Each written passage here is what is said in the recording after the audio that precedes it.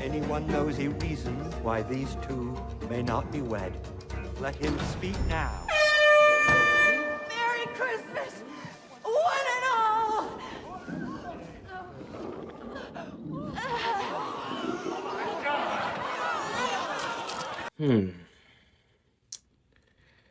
I may be on to something here.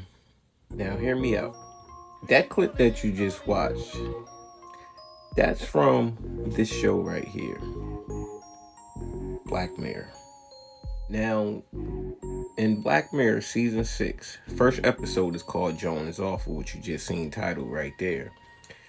Now, it was supposed to be like a parody type thing, like a meta thing, really.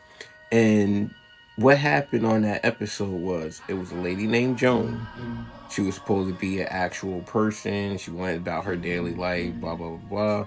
And then she gets home, she's sitting on the couch with her boyfriend, and they're like doing what every other normal couple do. They sit down, look for something to watch on a streaming service. Then they come across this show called Joan is Awful.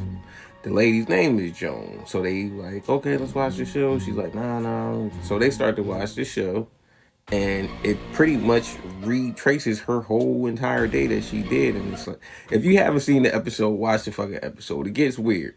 And as she's watching it, like, it's not actually her on the screen. It's Salma Hayek on the screen playing her. Or supposed to be Salma Hayek on screen playing her. And like I said, it goes through the whole course of her day, but she's like, it watches everything that she's doing, all the fucked up shit she's saying about people, everything. Like, watch the episode if you haven't watched it.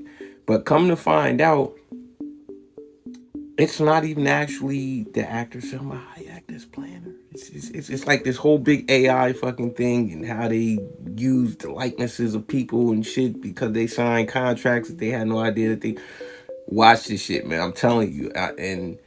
I think this might be art imitating life, or vice versa, or whatever. I don't fucking know, but my mind is like... Now, why do I mention that? I'm gonna tell you right now.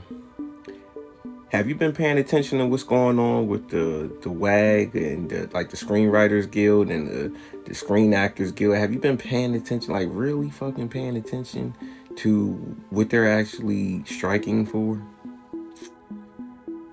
Let me go ahead and play this clip for you, and maybe you'll get a general idea of what's going on. Play the clip. The jig is up. The entire business model has been changed by streaming, digital, AI. This is a moment of history. That is a moment of truth. If we don't stand tall right now, we are all going to be in trouble. We are all going to be in jeopardy of being replaced by machines. And it weighed heavy on us. But at some point, you have to say, no, we're not going to take this anymore. You people are crazy. What are you doing? You cannot change the business model as much as it has changed and not expect the contract to change too. We're not going to keep doing incremental changes on a contract that no longer honors what is happening right now with this business model that was foisted upon us. What are we doing? Moving around furniture on the Titanic? It's crazy.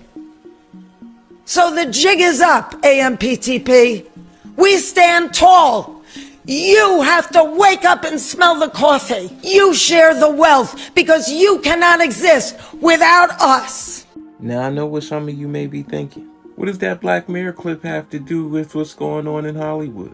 Now, on that episode of Black Mirror, she went into that church and she did what she did because she thought that it would stop them from being able to run an episode of the show that they were creating based off of her life. She started to act fucking crazy. She figured that if she acted crazy enough, she could get the actress, Salma Hayek, who supposedly played her, to disagree to doing a scene like that. Now, what does one have to do with the other? I think I'm going to need some wise words of wisdom from my good brother Dave Chappelle to help me out with that one. You remember when he said this?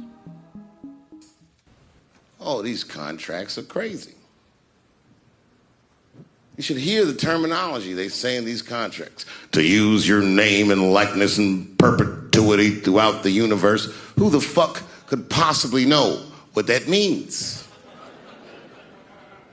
Nobody does. It's so complicated, in fact, that when you're a kid like me, you have to hire somebody to tell you what that means. And you sit down at a table and you do the contract game. And that's how I got with Comedy Central. I signed the contract.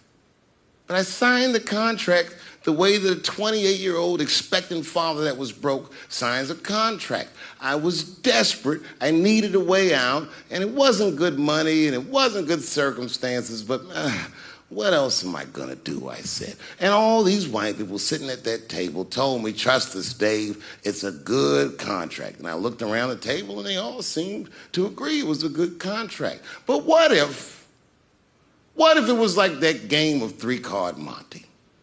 What if they were all friends and I didn't know it?